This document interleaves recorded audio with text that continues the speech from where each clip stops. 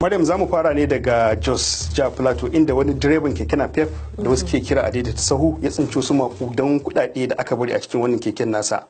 Ga Ilyas Kasimu da ƙarin bayani.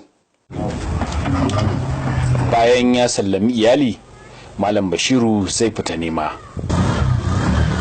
a sabon babur ɗinsa. Yakan zazzaga sassan cikin garin Jos da kewaye yana ɗauka yana ajiye fasinjoji, inda a rana mai kamar ta yau ne kwanan baya ya ɗauki wata fasinja wacce ta yi mantuwa a babur ɗin nasa. Ina cikin aiki na ranar Asabar ta wuce na ɗauki wata mata daga nan Dilimi ana cewa wurin Buchala masallaci yan taya zuwa Kokin Headquarters. Na dawo nan gun da muke sallah masallaci yan goyin, na zo na ajiya wurin sallar magariba kenan sai na ga leda. Sai ce kaga irin abin mata ne sun kamanta mutane kaya a cikin keke samu wahala. Na je gida kenan na zo na gama cin abinci sai ce da mata na mi komin jakancin mu duba mu ga muna sa hanki sai ga dubu ga kudi a ciki. Na farko ga 80,000 80,000 muna duba da ce wancan ledan me a ciki. Ina sake sa na dauko sai ga 350. Ta ce a kudin fa da yawa fa na ce wallahi kudi da yawa. Ta ce sake duba ana sake duba sai ce ai ga wasu kudin a ciki. Ta ce kai abu kaman farki sai ce mata wallahi kuwa. Daga nan muka duba muka hada kudi 580 da kuma wasu yan kanan post a ciki. Ta ce to yanzu ya za a yi na ce mata to yanzu na jinki da ki aiki ganza da kuɗi. Ta ce ma ai wannan kuɗi a nemi shi a musu. Ta ce ba za ta ba wani ba ci ba. Ta ce ina ai ta ba da ci haram ba kuma yan ta ba da ci haram ba. Ce mata na gode mi. Ta ce min ni nake ce mata tsoron Allah saboda kuma yanzu ce mata kuma ga abin zai faru. Ce mata na goda mana sun ta bakin ki ne. One fateful day me and my friend rannan ne ni da ƙawata za mu buki sai muka shatar babur da muka isa sai muka tara ana bukukuwa guda biyu. Sai na tafi domin in tambayo wanne ne namu.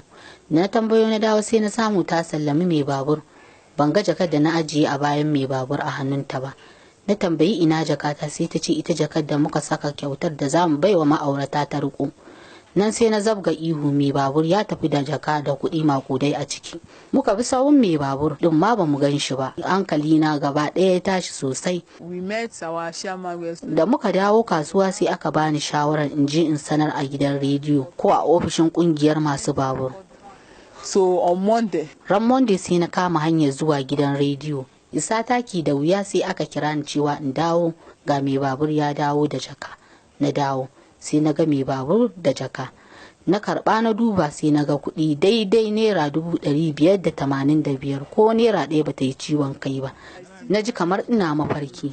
Ne mamakin cewa a wannan yanayi na kunci da ake ciki na rayuwa har mutum zai tsinci rabin miliyan ya dawo da shi ashe dai har yanzu akwai mutanen kirki.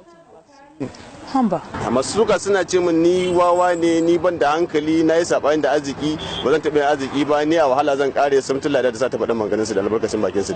Ba mai kuɗin kan shi ma wannan halin da ake ciki yanzu na rayuwa shi ma in kuɗin aka ce kan babu ba zai ji daɗi ba. Shi yasa kawai na ce ya nemi masu shi ya mayar musu da shi. Labarin wannan namijin kokari da Bashiru da matarsa suka yi ya baza gari gami da yabo da kyaututtuka da suka samu daga ita matar da ta yi mantuwar zuwa 'yan uwanta 'yan kasuwa zuwa sauran manyan gari. Kowa sai san barka. Musamman a irin wayannan ƙasashe da ake ce wane ya sace triliyan kaza ko biliyan kaza, to aka samu ana karantar da yara tsoron Allah da wadatuwar zuci da taimakawa. Sai na ce to mu bashi kuɗi 20,000 don ƙara ƙarfafa shi. Aikinmu zai zama yana da tasiri kuma za mu zama masu kima a idan al'umma idan ana aikata gaskiya irin wannan. Ya kamata a ce manyanmu da ƙanananmu duk mu emulating wannan habit din na ƙin haram mu tsaya ga halak sai mu samu taimako a gurin Allah. Daga Jos, Nigeria, Ilyasu Kasimu, taskar VOA.